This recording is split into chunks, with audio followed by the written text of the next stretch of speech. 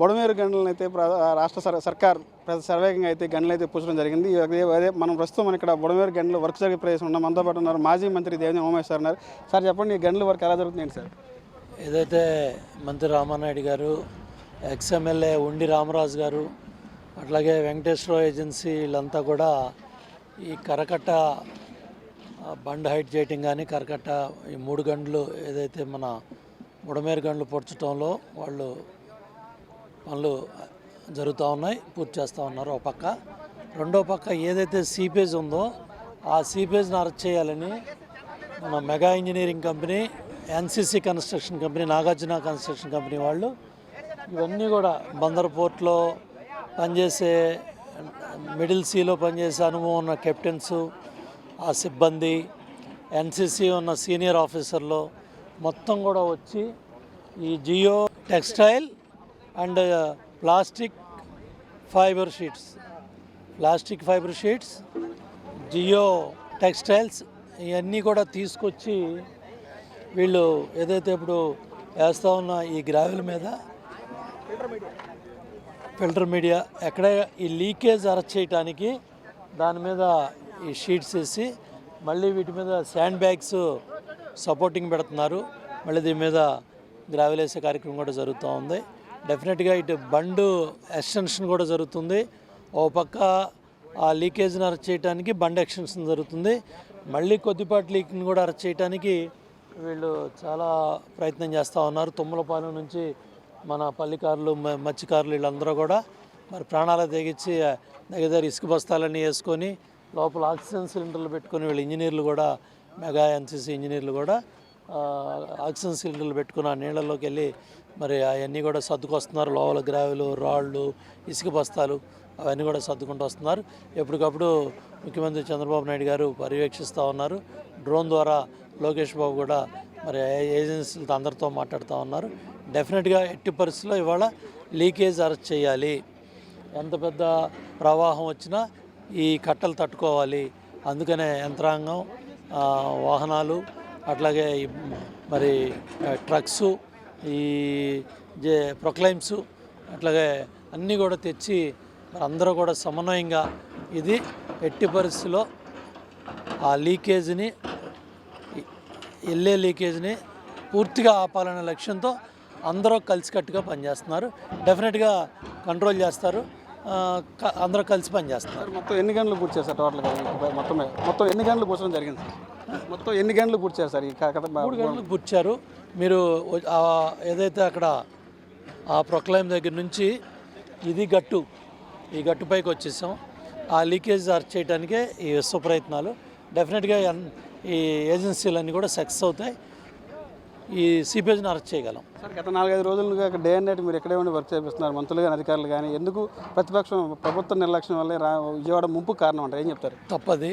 ఏదైతే ఇది flash flood, చూడారు ఆ కొత్త బ్రిడ్జి, దాన్ని చంద్రబాబు నాయుడు గారు నిర్మాణం చేశారు.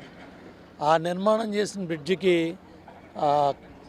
సైడ్ చెవికట్టు అంటారు, అప్రోచ్ రోడ్ అంటారు. ఆ రోడ్ వేసి ఆ బ్రిడ్జెస్ అన్నీ తీసేయడానికి 3 బ్రిడ్జిలు తీయడానికి కొత్త బ్రిడ్జిలు కట్టారు. ప్లస్ రైల్వే బ్రిడ్జిలు కట్టించారు. అదేవిధంగా వీటీపీఎస్ దగ్గర 1.5 మీటర్ డెప్త్ చేయడానికి కూడా డబ్బులు ఇచ్చారు. మొత్తం 464 కోట్లు ఇచ్చి 150 కోట్లు ఖర్చు పెట్టారు. 300 కోట్ల పనులు 19 నుంచి 24 దాకా క్యాన్సిల్ చేశారు.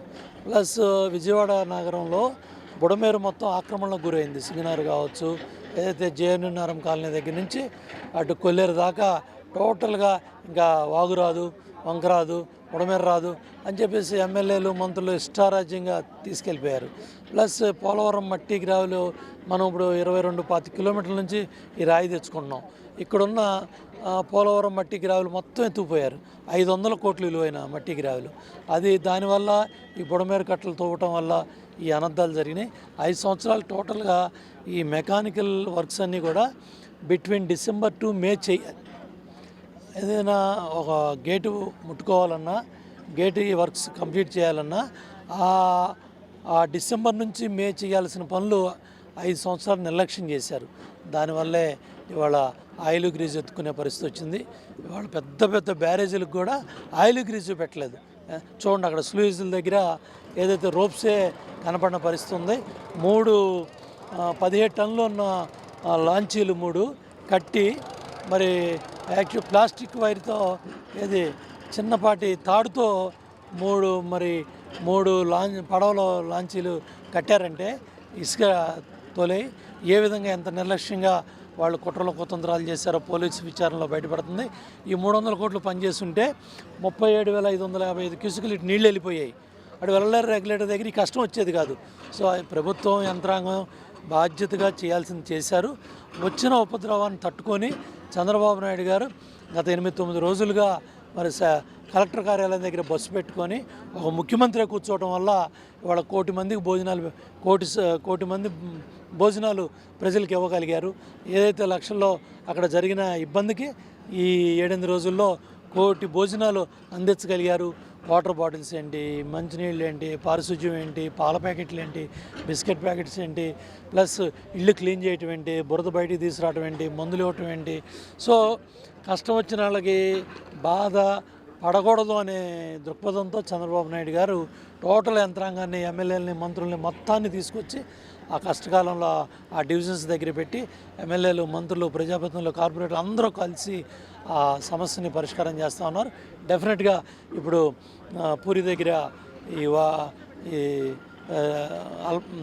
ఏదైతే వచ్చింది రిసీడ్ అవుతుంది, భారీ వర్షాలు ఎక్కడెక్కడ వస్తాయో శ్రీకాకుళం కావచ్చు, విజయనగరం కావచ్చు, అటు విశాఖపట్నం కావచ్చు, ఈస్ట్ వెస్ట్ గోదావరి వరకు భారీ వర్షాలు వస్తూ ఉన్నాయి.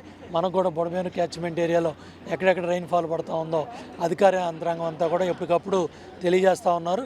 దాన్ని తెలియజేసి ఎప్పటికప్పుడు ప్రజలను ఎడ్యుకేట్ చేసి ఎక్కడెక్కడ ఏ ఏరియాల్లో ఎవరెవరు బయటకు వెళ్ళాలో ఎప్పటికప్పుడు తెలియజేస్తున్నారు.